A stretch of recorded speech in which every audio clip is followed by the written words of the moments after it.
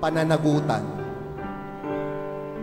Pananagutan sapagkat nakita natin ang realidad itong mga nakaraang linggo na bansa po natin ay maaring hindi naman pala talaga mahirap, nilustay lang po ang kayamanan. Pananagutan sapagkat ang dapat na inilaan para po sa paglilingkod sa mga kababayan nating lalo tigit na mga nasa laylayan ay pinalsa po ng iilan.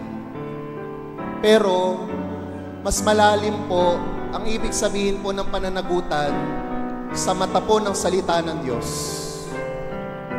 Mas malalim po ang ibig sabihin ng pananagutan sa tungkulin po natin bilang mga Kristiyano. Kasi ayon po sa selebrasyon po natin ngayon, higit po sa Biblia at sa salita ng Diyos, ang pananagutan po ay hindi lang pananagutan ng pagbabayad po natin ng buwis.